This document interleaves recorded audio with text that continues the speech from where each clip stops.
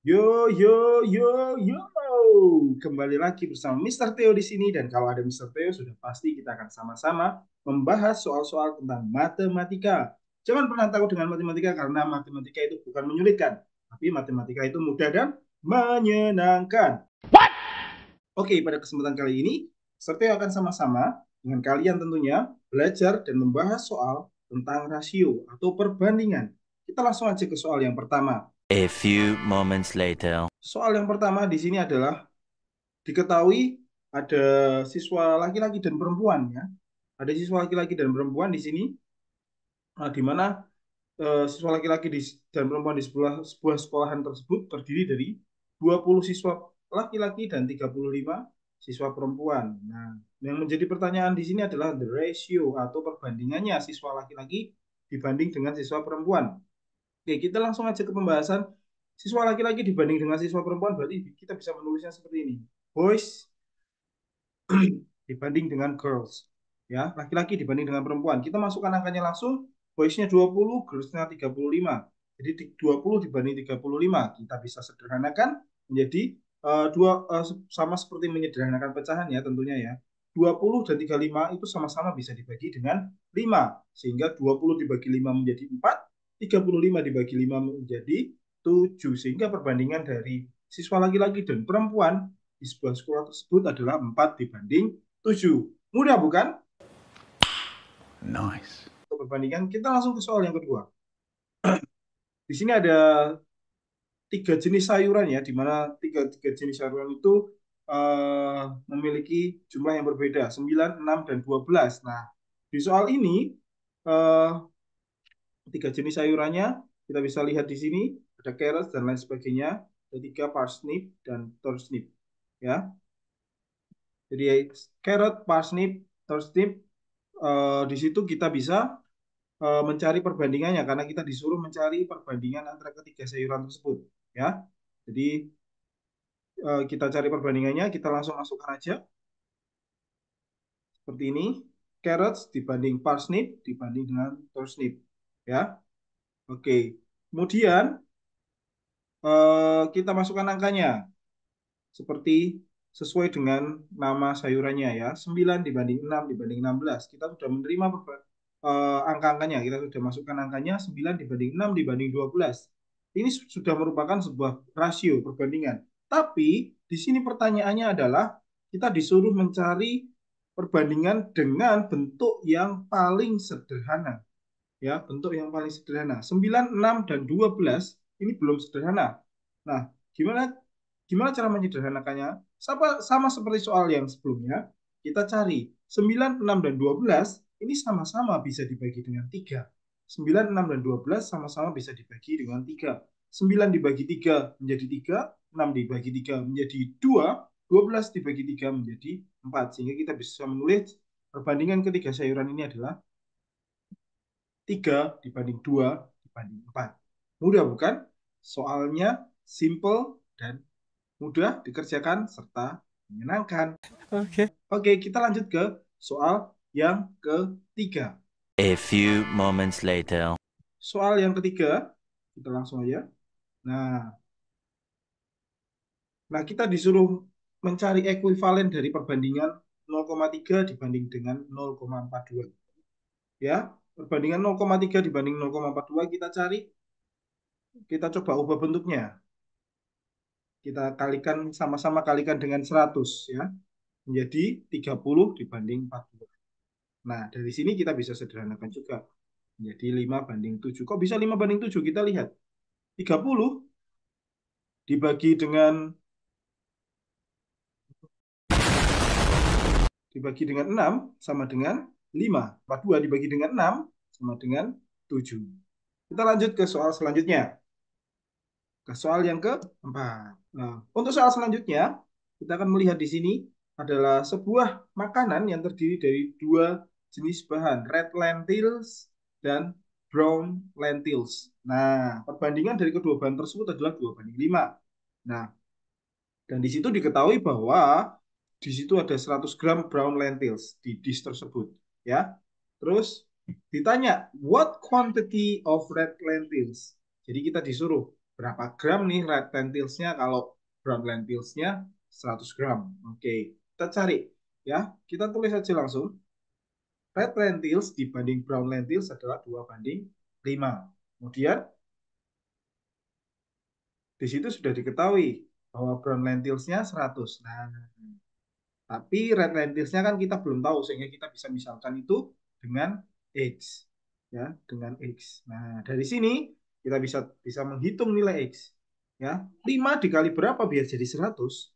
Nah, 5 dikali berapa biar jadi 100? Kita bisa bagi. 100 dibagi 5 adalah 20. Sehingga 2 ini kita juga bisa kalikan dengan 20. Sehingga X sama dengan 2 kali 20, yaitu 40. Sehingga red lentils-nya yang ada di dish tersebut adalah ada 40 gram.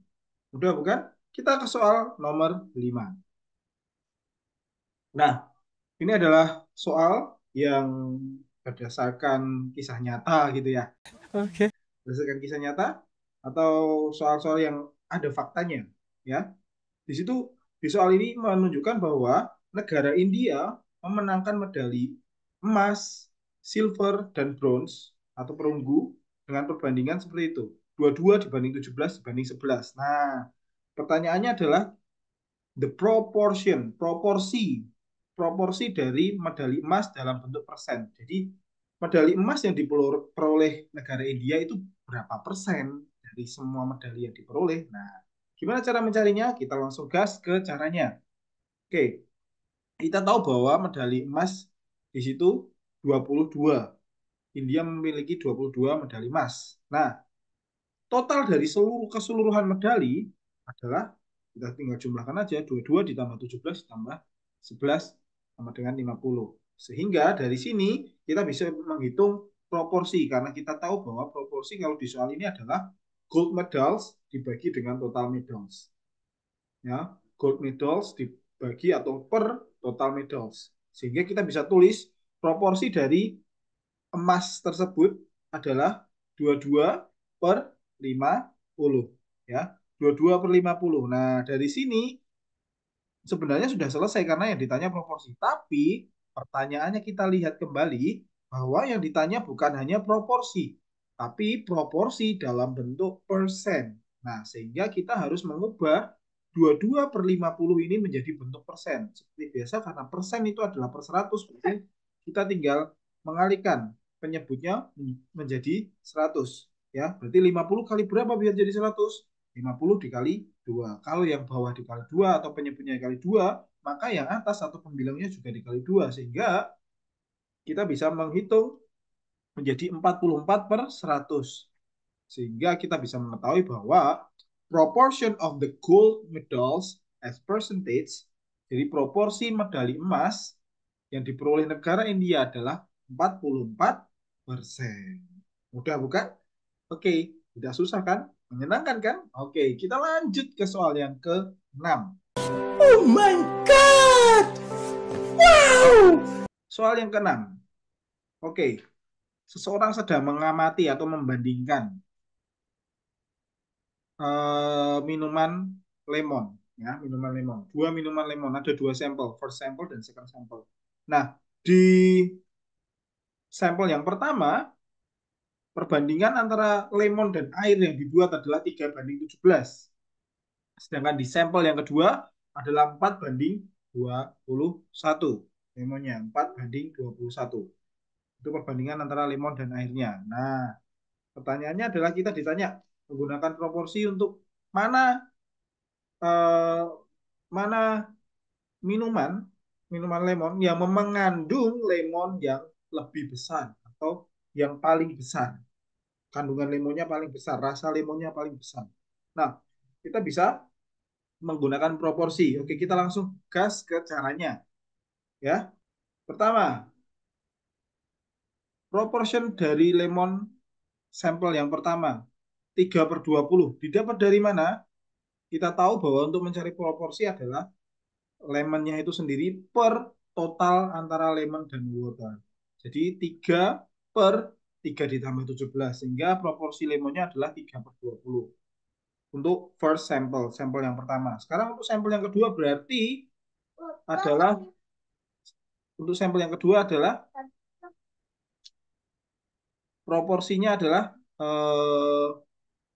kita tahu di situ adalah lemonnya 4, berarti 4 per 25. 4 per 25. 25 didapat dari mana? 4 ditambah 21, yaitu 25. Sedangkan 4-nya sendiri adalah perbandingan dari lemonnya itu sendiri. Nah, dari sini kita tinggal comparing, karena kita mau membandingkan mana kandungan lemon yang lebih besar atau yang paling besar. Oke, setelah kita bandingkan 3 per 20 dengan 4 per 25, nah lanjutannya adalah kita bisa menyamakan penyebut untuk kita tahu mana sih yang lebih besar antara 3 per 20 atau 4 per 25. Kita lanjutkan, kita samakan penyebutnya 20 dan 25 tentunya jadi 100 ya.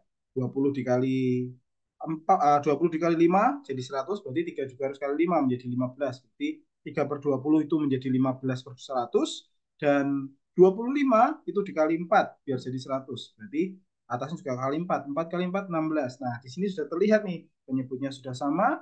15 per 16, 15 per 100 dan 16 per 100. Nah, di sini kita sudah membandingkan bahwa 16% untuk second sample dia lebih besar mengandung lemon. Jadi minuman sampel yang kedua memiliki kandungan lemon yang lebih besar, yang paling besar. Mudah bukan? Kita lanjut ke soal yang nomor 7. Oke. Nomor 7 di sini diketahui bahwa X dibanding dengan 3 itu sama dengan Y dibanding dengan 5. Pertanyaannya adalah X dibanding dengan Y. Tentu kalau kita melihat sekilas soal ini susah. Kok cari X sama Y? Gimana caranya kalau bentuknya seperti ini? Nah, sebenarnya ini sangat mudah sekali. Ya. X banding 3 sama dengan Y banding 5. Kita tulis dulu seperti ini. Nah, perbandingan kan sama juga dengan pecahan ya. Kita bisa ubah bentuknya menjadi X per 3 sama dengan Y per 5. Nah, kita tinggal memindahkan ke ruas sebelahnya ya. Seperti 3 ini pindah, karena pembagian pindah menjadi perkalian. Ya, sedangkan Y kita pindah ke sebelah sini menjadi pembagian. Ya. Kita hanya tukar tempat, yang bawah jadi atas, yang atas jadi bawah. Sehingga kita bisa merubah bentuknya menjadi seperti ini. X per Y sama dengan 3 per 5. Nah, sudah ketemu dong. X per Y sama dengan 3 per 5. X per Y kan sama aja X banding Y.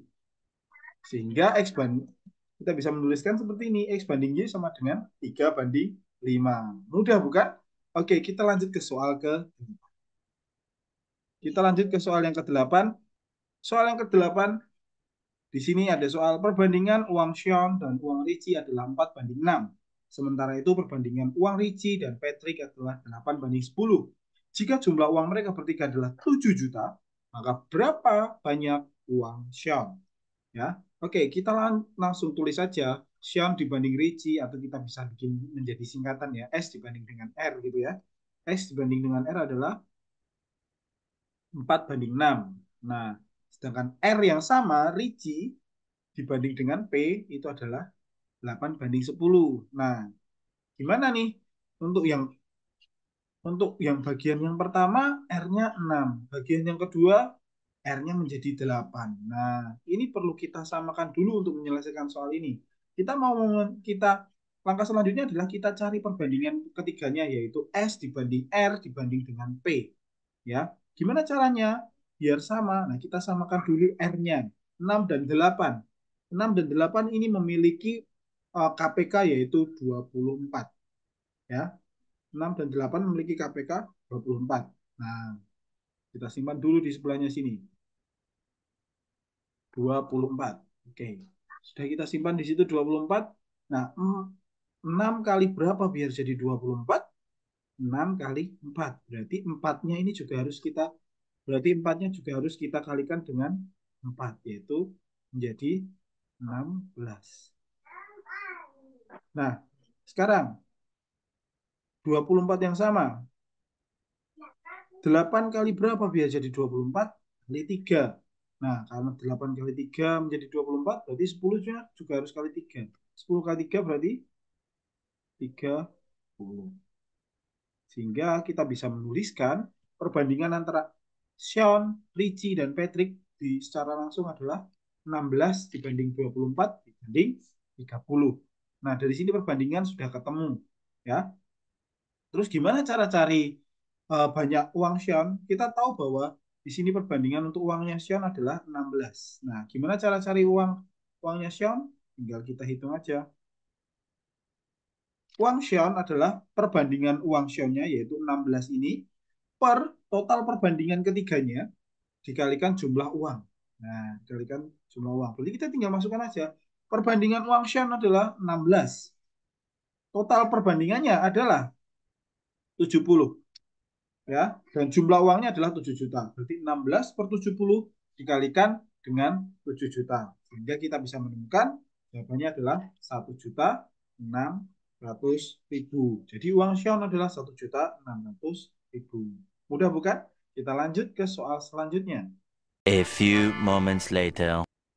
Ini ada soal nih. 4 orang pekerja atau pembangun atau tukang. 4 orang tukang menyelesaikan sebuah bangunan dalam waktu 3 hari.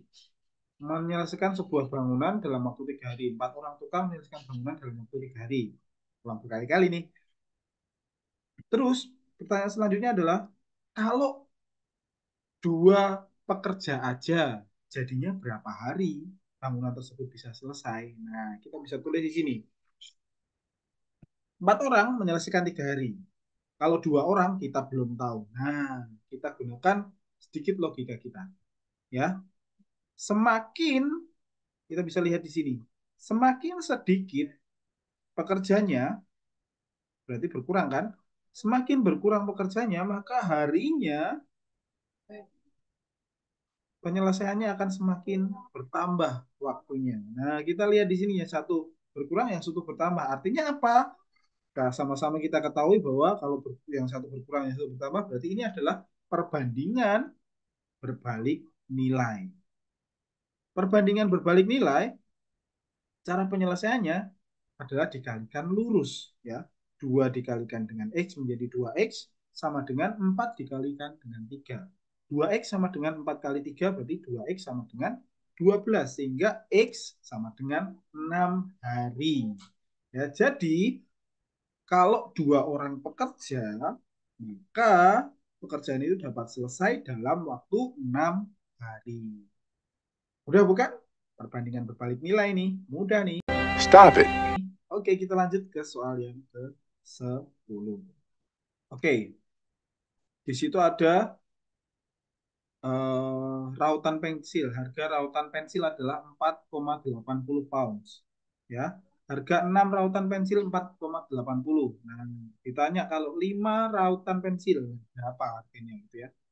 Berarti kita bisa tulis 6 pensil atau 6 rautan pensil adalah 4,80 pounds. Ya. Berarti kalau 5 itu berapa pounds ya? Kita gunakan logika kita lagi. Semakin sedikit barangnya, semakin berkurang barangnya, maka logikanya harganya akan semakin berkurang juga sama. Nah, karena ini sama-sama berkurang, maka kita bisa mengambil kesimpulan bahwa soal ini adalah tentang perbandingan senilai. Kalau perbandingan senilai, berarti kita bisa menggunakan kali silang. 6 dikalikan X, 5 dikalikan 4,80. Seperti ini. Sehingga 6X sama dengan 5 kali 4, 80. Hasilnya 6X sama dengan 24, sehingga X sama dengan 4 pounds. Jadi, harga 5 rautan pensil adalah 4 pounds. Oke, udah bukan? Kita gas ke nomor 11. Nomor 11. Suatu proyek dapat diselesaikan dalam waktu 40 hari oleh 35 pekerja. Setelah proyek berjalan 10 hari terjadi banjir, sehingga proyek terhenti selama 5 hari. Jika proyek tersebut ingin selesai tepat waktu sesuai rencana semula, berapa pekerja yang harus ditambahkan? Oke, kita analisa soalnya ini satu persatu. Yang pertama, 40 hari dikerjakan suatu pekerjaan berlangsung selama 40 hari kalau dikerjakan oleh 35 pekerja. Jadi, kita bisa menuliskan terlebih dahulu 35 pekerja menyelesaikan 40 hari. Setelah proyek berjalan 10 hari, oke, proyek sudah berjalan 10 hari nih, berarti sisanya tinggal 30 hari. Kalau tidak halangan, berarti selama 30 hari itu bisa selesai oleh 35 pekerja. Jadi 35 pekerja bisa selesai 30 hari. Nah, tapi yang jadi masalah adalah yang kedua. Yang jadi masalah adalah yang kedua. Proyek terhenti selama 5 hari. Nah, kalau proyek terhenti selama 5 hari, berarti sisanya 25 hari. Nah, yang jadi masalah di sini. Karena di sini proyeknya ingin selesai tepat waktu, 25 hari itu harus tepat. Tapi tidak mungkin 25 hari itu dikerjakan oleh 35 pekerja. Ya. Jadi otomatis pekerjaannya akan bertambah, ya. Nah, kita gunakan logika sekali lagi. Kalau harinya semakin berkurang, maka pekerjanya harus ditambahkan. Ya, logikanya seperti itu ya. Jadi kalau harinya semakin sedikit, maka pekerjanya harus semakin ditambah pekerjanya ya. Nah, dari sini kita bisa ambil kesimpulan bahwa soal ini tentang perbandingan berbalik nilai. Perbandingan berbalik nilai diselesaikan dengan perkalian lurus ya. 25 kali X sama dengan 35 kali 30.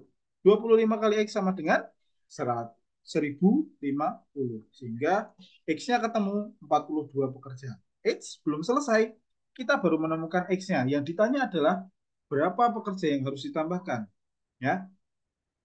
Sehingga tambahan pekerja tinggal kita kurangi aja. 45 dikurangi 35 yaitu 7 pekerja. Mudah bukan? Oke, kita lanjut ke soal yang terakhir. Soal yang terakhir enggak ya? Oke, kita coba lihat nanti. Oke, kita gas ke soal selanjutnya. Soal yang ke-12. Oke, kita ke soal nomor 12. Suatu proyek dapat diselesaikan dalam waktu 90 hari oleh 30 orang pekerja. Setelah berjalan 30 hari, 3 orang sakit dan tidak bisa melanjutkan pekerjaannya. Berapa hari tambahan sehingga pekerjaan itu terselesaikan? Jadi, ada pekerjaan nih dikerjakan oleh 30 orang selama 90 hari. Nah, setelah berjalan 30 hari, oke, berjalan 30 hari berarti sisanya adalah 60 hari. Nah, kalau nggak ada apa-apa, 60 hari 30 orang itu bisa selesai tepat waktu ya. 30 orang itu bisa menyelesaikan dengan tepat waktu selama 60 hari. Nah, yang jadi masalah adalah selanjutnya, 3 orang sakit dan tidak bisa melanjutkan pekerjaan. Berarti orangnya berkurang. Ya, berhenti 3 orang, berarti sisa 27 orang menjadi 27 orang. Nah, kalau orangnya berkurang, logikanya, kalau orangnya berkurang, ya, logikanya harinya pasti akan molor, yaitu menjadi lebih bertambah ya, harinya ya menjadi bertambah. Nah, dari sini kita bisa mengambil kesimpulan bahwa soal ini adalah berbicara dengan perbandingan berbalik nilai. Perbandingan berbalik nilai.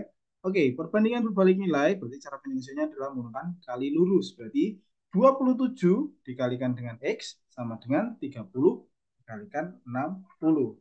27 kalikan X sama dengan 30 kali 60 berarti 27 sama dengan 1800. 1800 sehingga X-nya adalah 6,67 hari. Nah, 6,67 hari itu kan nggak ada ya. Jadi kita bisa membuatkan ke atas. 6,67 itu menjadi 67 hari. Jadi 27 orang itu menyelesaikan dalam waktu 67 hari. Ya. Nah, yang tadinya 60 jadi 67 hari. Nah, berarti berapa hari tambahan? Tinggal kita kurangi aja. 67 dikurangi 60 berarti hari tambahannya menjadi 7 hari. Molor 7 hari. Oke, mudah kan? Kita ke soal yang terakhir ya. Soal yang terakhir. Nah, ini tentang true or false ya. Nah, di sini sudah ada keywordnya.